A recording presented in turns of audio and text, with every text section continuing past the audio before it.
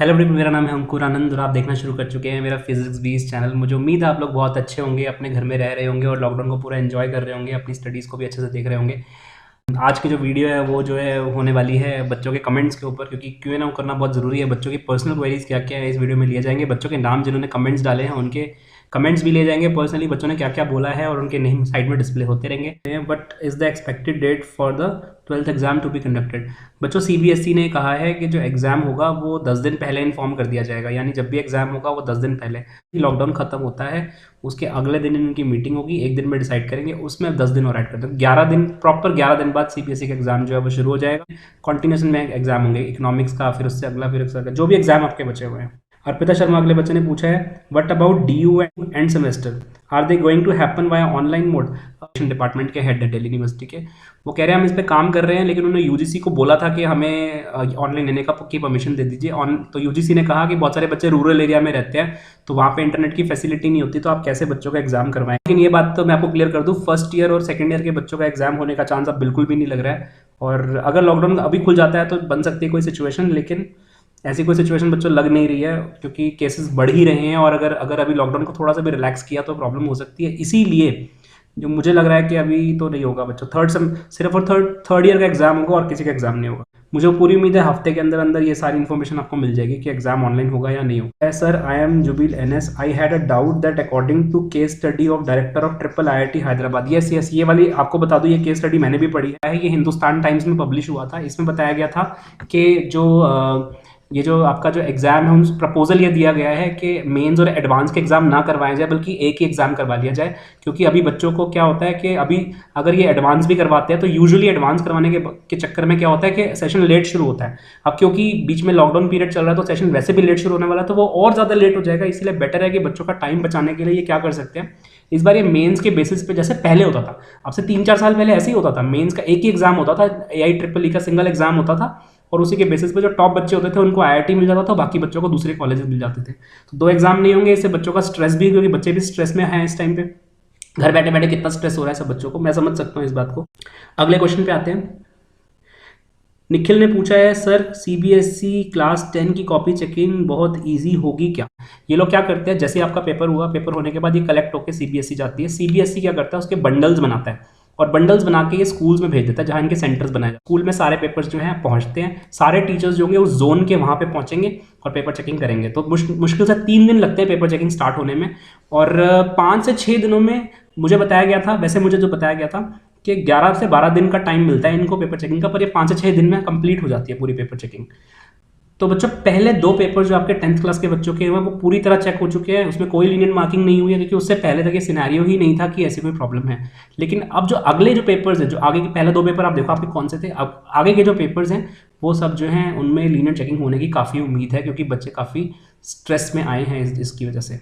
अगला क्वेश्चन जो ले रहा हूं मैं, दीपक सिंह ने अगला क्वेश्चन पूछा है, sir can I do 11th and 12th once again from another CBSE school, not my present CBSE. Obviously आप 11th 12th दोबारा करना चाहो तो आप कर सकते हो, इसमें कोई प्रॉब्लम नहीं है। आपको 11th से शुरू करना पड़ेगा। देवांश ने पूछा है, good morning sir, I only have one question, when will the admission procedure for due में start, will it be later than other years. Yes बच्चे, क्योंकि अभी आपको पता है कि हम अभी जो लॉकडाउन की सिचुएशन है उसकी वजह से अभी डीयू के खुद के एग्जाम्स नहीं हो पाए। डीयू का एडमिशन प्रोसीजर तब शुरू होता है जब 12th क्लास का सीबीएसई का रिजल्ट आता है। जब तक सीबीएसई का रिजल्ट नहीं आएगा तब तक डीयू का निकलने का कोई मतलब ही नहीं है। तो डीयू पूरी तरह से जो है सीबीएसई पर डिपेंड करता है। सबसे पहले सीबीएसई को रिलीज करना पड़ेगा अपना रिजल्ट, उससे पहले सीबीएसई को अपना एग्जाम करवाना पड़ेगा, उससे पहले लॉकडाउन खुलेगा। तो ये बड़ी लंबी स्टोरी है। दिल्ली यूनिवर्सिटी का अभी सब कुछ आप समझो कि लटक गया है। अभिषेक त्रिपाठी ने पूछा है, सर फिजिक्स में 17 नंबर आ रहे हैं, क्या मैं पास हो जाऊंगा। मैं आपको एक सजेशन दूंगा कि अगर आपके 23 मान लो आ भी जाते हैं, ऐसा सोचो कि अगर आपके 23 आ भी जाएंगे तो आप क्या कर लोगे इस 23 मार्क्स का। ना तो आप कोई एंट्रेंस एग्जाम दे सकते हो, ना आप किसी और एग्जाम के लिए एलिजिबल हो, क्योंकि लाइफ में आगे आपको मार्क्स की ज़रूरत पड़ेगी। तो मेरा सजेशन है, एक बार आप दोबारा से आप फिजिक्स का एग्जाम दे दो तो बहुत ही अच्छा होगा। तो 1 आध साल मैटर नहीं करता है, मेन चीज़ ये होती है कि अच्छे से करो। अच्छे से करोगे, लाइफ में आगे अपने आप को रिग्रेट नहीं होगा। कविता शर्मा ने कहा है, सर मेरे फिजिक्स का पेपर बिल्कुल अच्छा नहीं गया, मैं पूरा अटेम्प्ट करके आई हूँ, क्या मैं पास हो जाऊंगी, लीनियंट चेकिंग होगी? बेटा फिजिक्स के लिए आप एक स्पेशल बात बता दूं, फिजिक्स का पेपर सबसे, क्योंकि सेकंड नंबर पे था, फिजिक्स का पेपर स्टार्ट हो गया था चेकिंग होना, लेकिन थोड़ा कंट्रोवर्सी हो गई थी बीच में, इसलिए पेपर में लीनियंट चेकिंग 3 से 10 मार्क्स की बच्चों को दी गई है। तो अगर आपको लगता है कि आपके 3 से 4 नंबर अगर आपके जो हैं, अगर आपको लगा 3 से 10 नंबर के बीच में अगर आपको ग्रेस मिले और आप पास हो जाओगे, तो फॉर श्योर आप पास हो जाओगे। Sir I am also stress और नीट का एग्जाम भी प्लीज़ छवि। ऑब्वियसली सब बच्चे स्ट्रेस्ड है, मुझे पता है कि बच्चों को प्रिपरेशन करने को नहीं मिल रही है। जो बच्चे आकाश या फिटजी या जिन्होंने अपने अपने कोचिंग्स ज्वाइन किए हुए थे, उनको उनकी गाइडेंस भी नहीं मिल पा रही है। मैं आपकी प्रॉब्लम बिल्कुल समझ सकता, आपका नहीं है, सभी का है, सभी मेंटल स्ट्रेस से जा रहे हैं। मैं आपको एक पर्सनल सजेशन दे रहा हूँ, आपको बस डेली कम से कम 400-500 क्वेश्चन निकालने हैं। आपको अच्छा टाइम मिला 2-3 महीने का, पास आप मान के चलो आपको 2 से 3 महीने का आपको लॉकडाउन में टाइम मिलेगा। क्वेश्चन एक बच्चे ने पूछा है, date on which results could be out. बच्चों रिजल्ट आने का अभी मैंने आपको बताया कि मेरी जो है, मेरी थ्योरी है, मेरी 2 थ्योरीज हैं। मेरा ये मानना है कि या तो ये क्या करें, या तो जितने एग्जाम्स हो गए उन्हीं के बेसिस के ऊपर जो है ये रिजल्ट को कंपाइल कर दें। दूसरा मैंने ये कहा था कि या ये हो सकता है कि जो एग्जाम हो गए हैं वो ले लेते हैं, प्लस इंटरनल असेसमेंट करना पड़ेगा बच्चों का। लेकिन इंटरनल असेसमेंट की प्रॉब्लम जो है बच्चों ये है कि स्कूल के टीचर्स के हाथ में एक बार आपने वो दे दिया ना, फ्रीडम दे दिया, तो फेवरेटिज्म आ जाता है। एक बच्चा टीचर को बहुत पसंद है तो उसकी चमचागिरी करता है, तो वो वाला फैक्टर आ जाता है, जिसकी वजह से बच्चा थोड़ा सा लैग कर सकता है। बहुत ही परेशानी वाली सिचुएशन है बच्चों, ये बहुत आपको मतलब ये इजी नहीं है इतना आसानी से हैंडल करना। स्नेहा जैन ने लिखा है, sir what about postponed exams and JEE. बच्चों वही लॉकडाउन वाली सिचुएशन है, बहुत ख़राब सिचुएशन। आप यूट्यूब के ऊपर आप किसी मर्जी को देख लो, ठीक है, कोई भी इसका जवाब नहीं दे सकता। सीबीएसई तक के पास इसका जवाब ही नहीं है, किसी ने अभी तक इसका लीगल जवाब नहीं दिया है। बट मेरा एक सजेशन है, ये उल्टे पुल्टे वीडियोज़ ना देख के आप जो है, सिंपल और सीधी सी बात ये है कि आप सीबीएसई की वेबसाइट है cbse.nic.in पे अपनी नज़र रखो, सिर्फ और सिर्फ वहीं पर इन्फॉर्मेशन जो है वो रिलीज होगी। बच्चे ने लिखा है, लैंग्वेज एग्जाम सर कंडक्ट होगा या नहीं? नहीं बच्चे, लैंग्वेज एग्जाम अभी तो, लैंग्वेज एग्जाम की तो इंपॉर्टेंस भी नहीं है इस टाइम पे।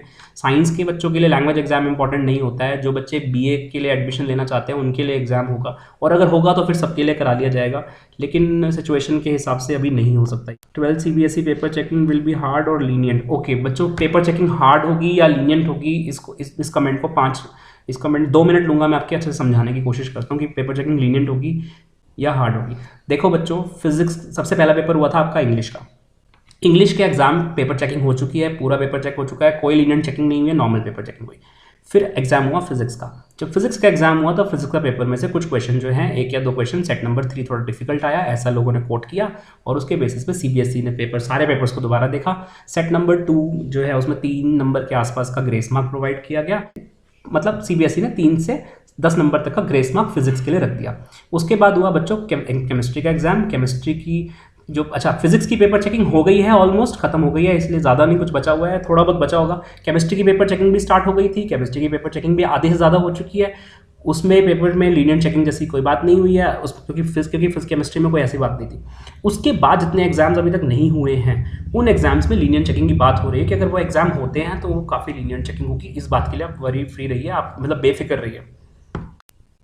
एक बच्चे धर्मवीर ने लिखा है, sir teacher can also take the answer sheet to their home for checking. Yes, ले जाया जा सकता है, पहले ऐसे ही होता था, ये पता नहीं इन्होंने बाद में रूल चेंज कर दिया। अब देखो प्रॉब्लम है तो बच्चे पेपर चेकिंग के लिए दिया जा सकता है, नेम तो वैसे भी मेंशन नहीं होता है, तो किसी को नहीं पता चल रहा किसका पेपर चेक हो रहा है। रोहित सिंघल ने लिखा है, firstly sir I want to thank you for your true information.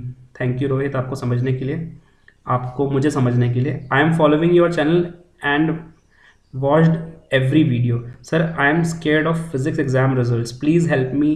डरो मत, देखो फिजिक्स के पेपर में 3 to 7 मार्क्स का ग्रेस जो है प्रोवाइड किया गया है। इतना ही पेपर था जो बच्चों को मतलब बच्चों के लिए आउट हो गया था, तो मुझे पूरी उम्मीद है कि सीबीएसई का जो ग्रेस है वो आपके मार्क्स में ज़्यादा इफेक्ट नहीं डालेगा। और आप देखो, आप टेंशन लेते क्यों, बहुत बढ़िया होगा, आप बिल्कुल टेंशन मत लो, क्योंकि ये टाइम है, ये सिनेरियो है, इस टाइम पे हर बच्चा फेस कर रहा है, और आपने अपने से अपना बेस्ट दिया है ना, बस अब आप ऊपर वाले के ऊपर छोड़ दो, वो अपने आप सब कुछ देख लेगा। आप सिर्फ अब ये सोचो कि क्या कहते हैं, आगे के लिए जो होना बाकी है उसको आप कैसे अच्छे से कर सकते हो। अगर आप नीट का एग्जाम या जेई का एग्जाम है उसमें अपना इनपुट अच्छा दो। एक बच्चे ने पूछा है, सर ऑनलाइन एग्जाम हुआ तो सब बच्चे चीटिंग करके 100 नंबर ले आएंगे। बिल्कुल ठीक बात है, तो कौन सा सीबीएसई सोच रहा है इस बारे में? दिल्ली यूनिवर्सिटी सोच रहा है, पता नहीं कैसे एग्जीक्यूट करेगा।